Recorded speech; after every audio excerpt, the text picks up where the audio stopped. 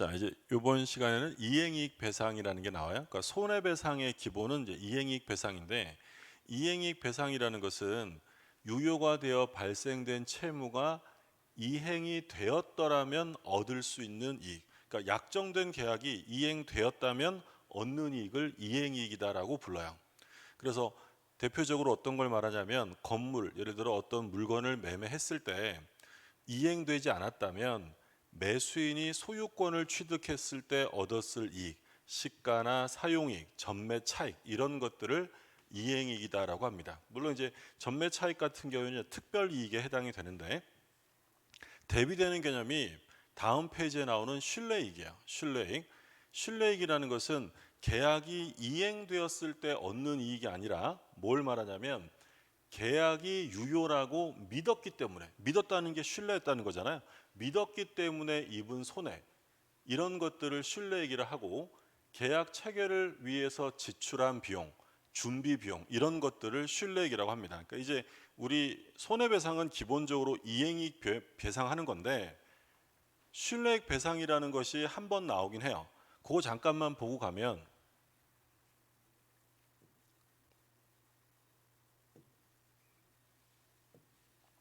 요게 이제 우리가 언제 공부하는 거냐면, 소위 이제 원시적 불능 파트에서 봐요. 그러니까 원시적 불능이라는 건 뭐냐면, 예를 들어서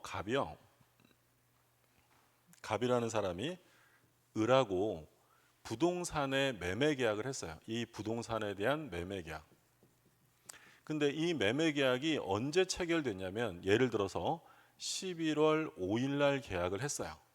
근데 계약을 11월 5일쯤에 계약을 체결했는데, 이 목적물이 11월 2일 날 목적물이 이미 멸실된 상태였대요. 그러니까 예를 들어서 갑이요, 소유하고 있는 산속에 있는 별장이 있었는데, 을이 예전에 그 별장에 갔다 왔는데 너무 마음에 들어요. 사고 싶어요. 그래서 11월 5일 날 매매 계약을 했는데, 문제는 11월 2일 날 그 전에 그 지역에 산불이 나는 바람에 이 목적물이 이미 다 불타버린 거야. 그러면 계약 체결 당시에 이미 불가능했다라는 거죠. 체결 당시에 이미 불가능했다는 걸 뭐라고 부르냐면 원시적 불능이다라고 해요. 원시적 불능. 그러면 원시적으로 불능인 것을 목적으로 했기 때문에 이때 계약은 무효가 됩니다. 그러면서 어떤 문제가 발생되냐면, 소위 계약 체결상의 과실 책임이 문제가 돼요. 계약 체결상의 과실 책임. 이 계약 체결상 과실 책임은 우리 민법 535조가 규정하고 있는데요. 그럼 이건 뭘 말하냐면, 원래 계약이 무효면 계약상의 책임이라는 건 발생할 수 없죠. 무효가 돼버렸으니까. 근데 독특하게 우리 민법은 원시적 불능의 경우에는, 이때는 이 을이 계약이 유효라고 믿고 들어간 손해는 배상해라. 그게 바로 뭐야? 유효라고 믿었다는 것은 바로 신뢰이익이에요. 신뢰 손해를 배상해야 한다라는 거예요. 근데 신뢰액을 배상하는데 무제한 배상은 아니고요. 뭘 한도로 배상하냐면 이행이익을 한도로 배상한다라고 합니다. 그럼 이제 두 가지 개념 다 나왔네요. 신뢰액, 이행이익 다 나왔는데, 그럼 여기서 이제 신뢰액이라는 건 뭐냐면, 요 을이 계약이 유효라고 믿고 들어간 돈이에요. 그럼 대표적으로 뭘 말하냐면, 얘가 왔다 갔다 하면서 이 부동산 사보겠다고 왔다 갔다 좀 다녔을 거 아니야. 조사하고. 그때 들어가는 비용, 그걸 이제 우리가 여비라고 합니다. 여비가 들어갔을 것이고, 또 이 을이 당장 돈이 부족해서 은행에서 대출을 받았어요. 그러면 원금은 가지고 있겠지만 뭐가 나갈까요? 이자가 나가겠죠. 그러면 을의 입장에서는 이 계약이 애초에 불가능해서 무효라는 걸 알았더라면 여비나 이자를 썼을 리가 없겠죠. 그러니까 이 여비와 이자는 계약이 유효하다라고 믿고 들어간 돈, 그게 바로 신뢰이익이라는 거야. 그럼 이행이익은 뭐냐? 조금 전에 나온 것처럼 그 계약이 목적대로 이행되었더라면 얻을 이익액. 예를 들어서 얘네 둘이 이 부동산 매매 계약을 예를 들어 5억에 했대. 5억에. 근데 매매 계약이 체결이 되고 나중에 그 지역에 땅값이 올라서 현재 이 부동산 가격이 6억 정도 한대요. 그러면 이 경우에 시가 상승으로 인해서 을이 계약을 정상적으로 이행 받았더라면 얼마를 벌었을 거야? 1억이죠. 시세 상승으로는 1억. 또는 요 을이라는 사람이요, 이 부동산을 매매 계약 5억에 한 다음에 이걸 병이라는 사람에게 예를 들어서 7억에 팔기로 매매 계약을 해둔 상태예요. 그럼 이 계약이 이행되었더라면 전매 차익 2억을 벌 수 있었잖아요. 그게 이행이익이라는 거야. 그러면 기본적으로 요 신뢰이익과 이행이익 중에 어느 게 더 큰 게 일반적일까요? 일반적인 건 이행이익이 더 크겠죠. 그러니까 쉽게 얘기하면 신뢰이익이라는 것은 이행이익을 거두기 위해서 들어간 돈이다라고 생각하시면 돼요. 그래서 신뢰이익이라는 개념과 이행이익이라는 개념을 비교해서 확인하시면 되겠고요. 자, 그러면 계속 볼게요. 그래서 신뢰이익, 이행이익 개념을 봤고요. 그 다음에 이제 신의성실의 원칙이라는 게 나오네요. 이 신의칙이라는 것은 우린 시험 범위는 아니지만 자주 듣게 되는 얘기예요. 그러니까 지금 나와 있는 거 보시면 우리민법 2조 1항에 권리의 행사와 의무의 이행은 신의에 조차 성실하게 이행해야 한다. 그러니까 줄여서 신의칙이라고 하는데, 그러니까 우리민법 제1조는요, 뭐 시험 범위는 아닙니다. 뭐라고 규정하고 있냐면 제1조 민사에 관하여 법률의 규정이 없으면 관습법에 의하고 관습법이 없으면 조리에 의한다라고 돼 있어요. 그럼 이건 조리라는 건 뭐냐면 사물의 근본 이치예요. 이 사물의 근본 이치에서 지금 보시는 것처럼 신의칙이라는 파생 원칙, 경험칙이라는 파생 원칙들이 나오게 돼요. 그래서 신의에 조차 성실하게 이행을 해야 한다는 게 신의성실의 원칙이고요. 물론 또 이 신의성실의 원칙에서 또 파생되는 게 있어요. 뭐 예를 들어 권리 남용 금지 원칙이라든지 또는 뭐 실효의 원칙 또는 모순 행위 금지 원칙. 그러니까 자기가 주장하는 것과 모순되는 걸 주장하는 것은 신의칙 위반입니다.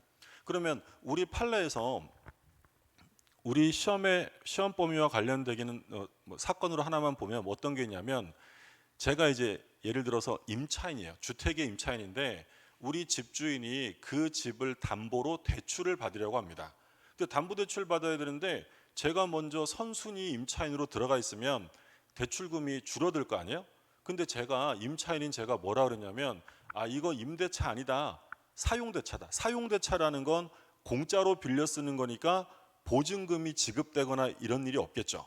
그래서 제가 아 이거 임대차 아니고 사용대차고 나중에 혹시 이 집이 경매 들어가면 나 돈 받을 거 없다, 법원에다가 경매 시에 배당 요구 안 한다라는 확인서를 써줬어요. 근데 이 집이 나중에 경매로 넘어간 거야. 그러니까 이 사람이 뭐라고 하냐면, 사실은 나 임차인이었다, 받을 보증금 있으니까 나 배당해줘라고 배당 요구한 거야. 이 사건에서 우리 법원은 신의칙 위반이다라고 판시합니다. 제가 처음에 뭐라 그랬어요? 저는 보증금 내고 빌려 쓰는 임차인이 아니라 공짜로 빌려 쓰는 사용대차를 한 사람이니까, 사용차주니까 나중에 보증금에 대한 변제를 주장하지 않겠다라고 확인까지 했던 사람이 경매 들어가니까 자기가 선행으로 주장했던 것과 모순되는 주장을 하는 거죠. 이런 것들은 신의칙에 반한다라는 표현을 씁니다. 그 얘기고, 그 2번도 이제 마찬가지죠. 뭐 신의에 헛되지 않도록 상대방의 이익을 배려해서 성의를 가지고 행동해야지 형평에 어긋나는 방법으로 권리 행사거나 의무를 이행하면 안 된다. 뭐 이건 뭐 도덕책 같은 얘기 써 있는 당연한 얘기죠. 자, 그 다음에 권리와 의무가 나옵니다. 권리와 의무. 이건 뭐 특별하게 설명될 내용은 아니죠. 권리가 있다. 그럼 권리의 반대편에서 바라보면 그 권리는 의무죠. 권리라는 건 통상적으로 의무를 수반하게 됩니다. 근데 우리 처음에 뭐라고 했냐면, 이러한 권리의무 관계는 어디서 나타나는 특징이라고 했냐면 법률 관계에서 나타나는 특징이고요. 그래서 강제력을 띠기 때문에 이게 이행되지 않으면 책임의 문제가 발생할 수밖에 없다라고 했던 거예요. 자, 그 다음에는 물권과 채권에 대한 개념이 나오네요. 물권, 채권, 그리고 물권과 채권의 비교가 동시에 나옵니다. 그러면 같이 묶어서 한번 설명해 볼게요. 물권, 채권에 대한 개념은 우리가 기본적으로 꼭 알고 들어갈 개념이에요. 물론 이제 정규 수업 들어가서도 물권, 채권에 대한 개념은 중요하니까 설명을 드리긴 할 텐데, 자, 좀 전에도 우리 앞에서 잠깐 언급한 것처럼 권리는 물권이 있고요. 물권이 있고 채권이 있다. 이게 재산권이에요. 재산권. 우리가 보통 사람에게 재산이 있다라고 하면 재산은 물권 아니면 채권인데요. 물권은 뭐에 대한 권리라고 했냐면 어떤 사람이 물건에 대해서 행사하는 권리를 물권이다라고 불렀고요. 채권은 요 채자는요. 요게 사람 인변에 책임할 때 책자예요. 그럼 사람이 또 다른 사람에게 무언가를 요구하는 권리를 채권이다라고 합니다. 그러면 둘의 차이점을 한번 볼게요. 자, 예를 들어서 제가 어떤 집을 하나 샀어요. 그럼 저는 이 집에 무엇을 가지게 되냐면 소유권을 가지게 됩니다. 소유권. 자, 그럼 소유권이라는 권리는 물권일까요? 채권일까요? 소유권은 사람에 대한 권리예요? 물건에 대한 권리예요? 당연히 물건에 대한 권리죠. 그럼 이 소유권은 당연히 물권입니다. 자, 그럼 또 하나, 갑이요. 갑이라는 사람이 을한테 1억 원을 빌려줬대요. 자, 1억 원을 빌려줬다. 우리 돈 빌려주면 뭐가 있다고 하죠? 채권. 그러면 채권자 갑은 을에게 채권을 가지고 있어요. 이게 물권과 채권의 기본적인 차이점이에요. 사람에 대한 권리가 채권이고 물건 자체에 대한 권리가 물권입니다. 그러면 이 물권은 어떤 특질이 있느냐? 자, 물권은 한 사람, 어떤 특정인 한 사람에게만 주장할까요? 모든 사람에게 주장할 수 있을까요? 내가 이 건물 소유권이 있어 라는 건 한 사람에게 주장할까요? 모두에게 할까요? 당연히 모든 사람에게 물권을 주장할 수 있어요. 그럼 모든 사람에게 주장한다라는 성질을 뭐라고 하냐면 절대성이다라고 합니다. 절대성. 다른 말로 대세성이다라고 표현하기도 해요. 세상 어디에 대해서나 주장할 수 있다는 거예요.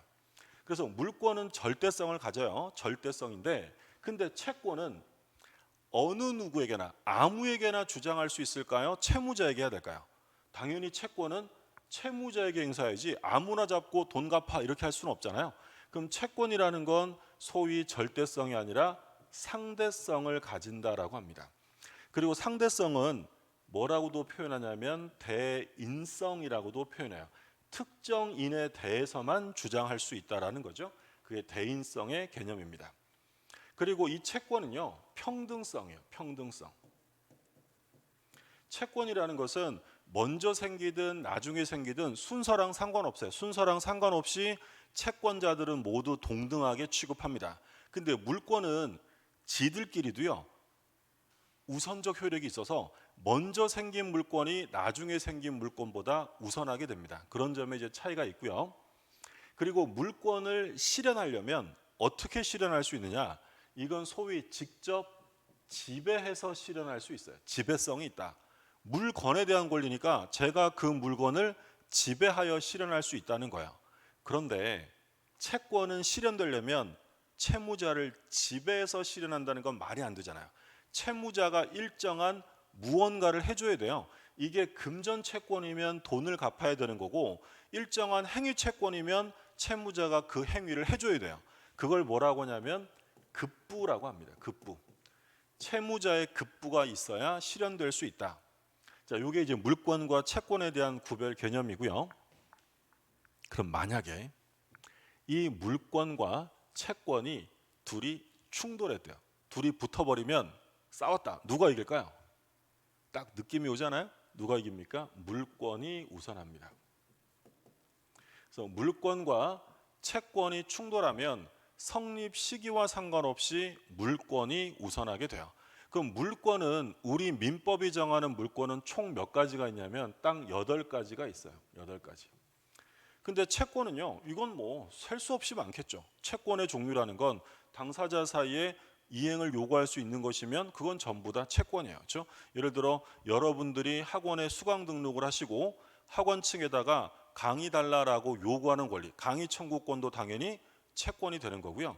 보시는 것처럼 이 강의 청구권과 같은 채권도 특정인에게 주장하고 내가 먼저 수강 등록을 하든 나중에 수강 등록을 하든 강의 청구권은 채권이니까 먼저 생긴 것과 상관없이 모든 채권자들은 평등주의가 지배하게 됩니다. 자, 좀 더 세부적인 내용들은 이제 우리가 정규 과정에서 또 볼 거고요.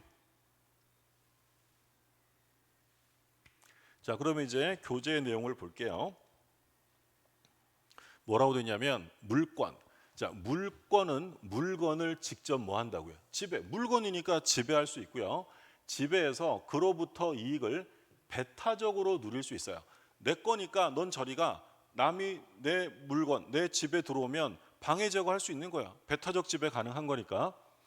소유권, 점유권, 지상권, 지역권, 전세권, 유치권, 저당권. 그러니까 이 우리 시험범위에 있는 것만 들어가 있는데 우리 시험범위는 아니지만 질권이라는 물권도 있어서 우리 민법이 정하는 물권은 총 8가지 물권입니다. 누구에게나 주장할 수 있다. 이걸 뭐라고 한다고요? 절대성이 있다라고 표현하고 대세성이 있다. 같은 말이라고 했어요. 근데 채권은 아무에게나 주장하는 게 아니라 다른 특정인에게 채무자에게 일정한 급부를 청구할 수 있는 권리를 말한다. 그러니까 물권처럼 물건을 직접 지배하는 게 아니라 지금 보시는 것처럼 채권이라는 것은 무엇을 해달라고 요구하여 채무자의 일정한 급부가 있어야 실현되는 권리예요. 대인권, 상대권 같은 말이라고 했죠. 한 사람, 특정인에게만 주장할 수 있는 권리입니다. 그러면 물권과 채권의 비교가 나오네요. 대항력 유무. 대항력이라는 건 다른 사람에게 주장할 수 있느냐라는 문제예요. 물권은 힘이 세다 그랬죠. 그럼 물권은 대항력이 있어요. 따라서 물권자는 다른 물권자에게 대항할 수 있는데 이제 예를 들어 이런 거예요. 갑이 있어요. 을이라는 사람에게 이 땅에 지상권이라는 물권을 설정해 주었다. 자, 우리가 나중에 공부하겠지만 지상권은 뭐냐면 남의 토지를 배타적으로 이용할 수 있는 물권을 말해요. 그러니까 지상권은 물권인 거예요. 근데 소유자인 갑이 병이라는 사람에게 이 땅을 팔아서 소유권을 이전해 준 거예요. 자, 그러면 이 새로운 소유자가 그거 내 땅이에요. 돌려주세요. 라고 지상권자에게 반환 청구를 할 수 있느냐, 인도 청구할 수 있느냐, 될까요, 안 될까요? 안 된다는 거야. 이걸 다른 말로 표현하면 이 지상권을 가지고 제3자에게 내가 계속 쓸 거야라고 대항, 주장할 수 있다라는 거야. 왜 그러냐면 이 지상권은 물권이기 때문에 뒤에 생긴 이 소유권보다 얘가 당연히 우선하게 되는 거야. 소유권과 제한물권이 붙잖아요. 이 제한물권이라는 지상권이 언제나 우선해요. 간단한 거지만 우리 시험에 이거 몇 번 출제가 됐어요. 지상권이 설정된 후에 새로운 소유자는 지상권자에게 인도를 청구할 수 있다 없다? 없다는 거야. 얘도 물권자니까. 근데 얘가 만약에 우리가 이제 나중에 공부하겠지만 물권자가 아니라 단순한 채권자다. 우리 이제 대표적으로 임차권자. 임차권이라는 권리는요. 물건을 배타적으로 지배하는 권리가 아니라 임대인에게 사용을 요구하는 채권이에요. 그럼 이게 만약에 채권이었어요. 채권. 그러면 새로운 소유자 병이 요 을한테 가져오세요 라고 인도를 청구할 수 있다 없다? 얘는 채권이고 얘는 소유자니까 물권이죠. 채권과 물권이 충돌하면 성립시기에 상관없이 누가 우선한다? 물권이 우선하기 때문에 얘는 인도를 청구할 수 있는 것이고 임차인 입장에서는 새로운 소유자에게 대항할 수 없는 것이 원칙입니다. 기본 원칙을 본 거예요. 물론 이제 예외는 있지만 지금 일단 원칙적인 내용들을 용어에서 한번 확인하는 겁니다. 그래서 동그라미 2번에 보시면 채권은 물권과 달리 대항력이 없어요. 그래서 지금 설명드린 내용이 나오네요. 임대차 기간 중이라도 목적물이 제3자에게 양도되었다면 임차인은 원칙적으로 그 새로운 소유자, 양수한 사람, 양수인에게 임차권을 주장할 수 없고 대항할 수 없고 나가야 한다라는 거야. 그러니까 보증금도 계약한 상대방에게 달라고 해야지 새로운 소유자에게 달라고 할 수는 없다라는 거야. 근데 이제 이건 일반 원칙인 거고요. 나중에 우리 특별법에 가서 주택임대차보호법이나 상가건물임대차보호법은 예외적으로 대항력을 주는 경우가 있어요. 그런 것들은 나중에 보시는 거고 일단은 일반 원칙에 관한 내용들을 살펴본다라고 생각하시고요. 자, 그 다음에 이제 청구권이라는 게 나오네요. 청구권. 청구권은 말 그대로 일정한 행위를 요구할 수 있는 권리를 말해요. 그래서 뭐 권리의 종류에 따라 뭐 채권적 청구권, 물권적 청구권이 있는데 뭐 세부적인 내용은 우리가 뒤에 가서 볼 내용이고, 가족법상의 청구권은 안 보시는 거예요. 시험 범위 아니니까. 그럼 여기서 청구권은 무언가를 요구할 수 있는 권리, 뭐 채권 같은 거라고 생각하시면 돼요. 근데 형성권은 달라요. 형성권은 청구권과 달리 상대방의 의사와 상관없이 일방적으로 변동시킬 수 있는 게 바로 형성권이에요. 자, 볼게요. 권리자의 일방적 의사표시에 하여 권리의 발생, 변경, 소멸 등 일정한 효과를 발생시키는 권리를 말한다. 그럼 우리 아까 전 시간에 뭐 봤냐면, 이행지체나 이행불능과 같은 채무불이행 사유가 있으면 상대방이 계속 기다릴 수 없으니 계약을 어떻게 한다 그랬죠? 해제한다 그랬죠. 그럼 해제라는 건 상대방의 승낙과 상관없이 일방적으로 효과를 발생시킵니다. 그걸 뭐라고 했냐면 단독행위라고 했던 거예요. 그러면 이 단독행위는 법률행위의 종류고요. 이 단독행위를 권리의 종류로 얘기하면 이걸 형성권이라고 볼 수 있는 거예요. 아까 뭐 했어요? 해제. 해제는 법률행위인데 해제권이라고 하면 권리의 종류로 들어가서 형성권이에요. 그러니까 해제권이라는 건 상대방의 의사와 상관없이 일방적으로 효과를 발생시킬 수 있는 권리. 취소권, 취소시키는 권리도 마찬가지고요. 요건 이제 나중에 공부하는 뭐 임차인의, 토지 임차인의 지상물 매수 청구권, 또는 뭐 건물 임차인의 부속물 매수 청구권, 이런 것들은 전부 다 이름은 얘는 청구권이지만 형성권으로 작동이 되는 거예요. 그게 청구권과 형성권의 차이점이다라고 생각하시면 되겠고요. 그 다음에 이제 법률 효가 나오는데, 법률 효가는 마지막으로 정리하도록 하겠습니다.